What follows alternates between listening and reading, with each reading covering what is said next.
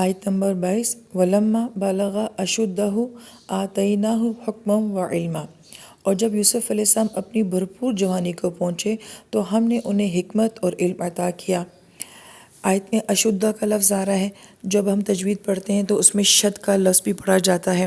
ہماری اردو زبان کا لفظ شدید بھی جو ہے وہ اسی سے ہے، اور عربی زبان میں اس کو مضبوط گرہ کہا جاتا ہے کہ اتنی مضبوطی سے گرہ لگانا کہ دو گرہوں کے درمیان میں کوئی گیپ جو ہے وہ نہ ہو۔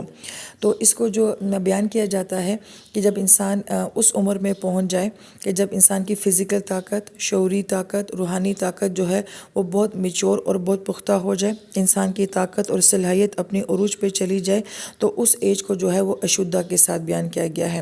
لہٰذا یہ کون سی ایج ہوتی ہے، اس کے بارے میں بہت سارے اقوال ہیں جو ہم تفسیر میں پڑھتے ہیں۔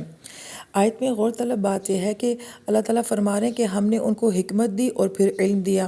حالانکہ دنیا کا قانون یہ ہے کہ انسان پہلے علم حاصل کرتا ہے، پھر اس کے بعد اس کو تجربہ حاصل ہوتا ہے، اور تجربے کو بھی حکمت کا نام دیا جا سکتا ہے۔ لیکن یہاں پہ حکمت کی بات پہلے کی گئی ہے، اور علم کی بات میں کہ یوسف علیہ السلام کو زندگی میں جن حالات سے گزارا گیا ہے، تو گویا کہ زندگی کے تجربات نے آپ کو بہت کچھ جو ہے وہ سکھا دیا ہے۔ تو حکمت اور تجربہ آپ کے پاس پہلے آیا ہے، اور پھر اس سے آپ کو جو علم حاصل ہوا ہے تعویل احادیث کا، اس کو بعد میں بیان کیا گیا ہے۔ لہٰذا کچھ لوگ ایسے ہوتے ہیں جو کتاب پڑھتے ہیں اور اس کے بعد ان کو تجربہ اور حکمت نصیب ہوتی ہے، اور کچھ ایسے بھی ہوتے ہیں کہ جنہیں زندگی پہلے ہی سبق سکھا دیتی ہے اور کتابیں وہ بعد میں پڑھتے ہیں۔ پھر حکمہ کیا ہوتا ہے، اس کی بہت زیادہ تعریفیں بیان کی گئی ہیں، لیکن ایک سادہ سی ڈیفینیشن جو بیان کی گئی ہے کہ حکمہ کہا جاتا ہے وہ علم جس سے آپ صحیح وقت میں صحیح انداز سے فیصلہ کر سکیں، اس کو جو ہے وہ حکمت کہا جاتا ہے۔ اور جو یہاں پہ علم بیان کیا گیا ہے تو غور طلب بات یہ ہے کہ یہاں پہ انفارمیشن یا معلومات کا لفظ نہیں آیا ہے، بلکہ علم کا لفظ آیا ہے۔ تو معلومات اور چیز ہوتی ہے اور علم اور چیز ہوتا ہے۔ ہم جس دور میں رہ رہے ہیں یہ معلومات کا دور ہے، یہ انفارمیشن کا دور ہے، مگر علم کا آپ کو فقدان نظر آئے گا۔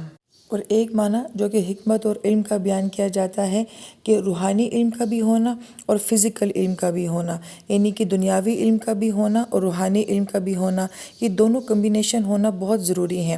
تو ہم یوسف علیہ السلام کو دیکھتے ہیں کہ آپ کے پاس نبوت بھی ہے، لیکن یہاں پہ نبوت کا ذکر نہیں کیا جا رہا، بلکہ تعویل احادیث کا بار بار ذکر کیا جا رہا ہے کہ آپ کی زندگی کے جو تجربات تھے اور آپ لوگوں کو کیسے ڈیل کرتے تھے، کسی بات کا مطلب آپ کتنا واضح اور صحیح بتایا کرتے تھے، خوابوں کی تعبیر کو آپ کیسے سمجھ لیا کرتے تھے۔ تو گویا کہ یہ وہ سارے علوم ہیں جن کا تعلق اس دنیا کے ساتھ ہے۔ تو ہم نے آج یہ فرق کیا ہوا ہے کہ دین اور دنیا کا علم، کہ دونوں علم اللہ تعالیٰ کے ہیں، اور یہ دونوں علوم ہونا بہت ضروری ہیں۔ ایک علم آپ کو دنیا میں کامیاب کرتا ہے اور دوسرا علم آپ کو آخرت میں کامیاب کرتا ہے، اور یوسف علیہ السلام کے پاس یہ دونوں طرح کی کوالٹیز موجود ہیں۔ اور پھر آیت کے آخر میں اللہ تعالیٰ فرماتے ہیں وَكَذَلِكَ نَجْزِي الْمُحْسِنِينَ، اور جو لوگ نیک کام کرتے ہیں ان کو ہم اسی طرح بدلہ دیتے ہیں۔ لہٰذا اسلام، پھر ایمان، اور اس کے بعد احسان کا لیول آتا ہے۔ تو جو لوگ محسنین کے لیول پر ہوتے ہیں، احسان کے لیول پر کام کرتے ہیں، تو اللہ تعالیٰ انہیں کیا نعمت دیتے ہیں؟ انہیں علم اور حکمت دے دیتے ہیں۔ اس کا مطلب یہ ہے کہ ہماری زندگی کے جو اچھے کام ہوتے ہیں، ان اچھے کاموں کا بدلہ اللہ تعالیٰ ہمیں ان دو نعمتوں کی صورت میں دیتے ہیں، یعنی حکمت اور علم کی صورت میں۔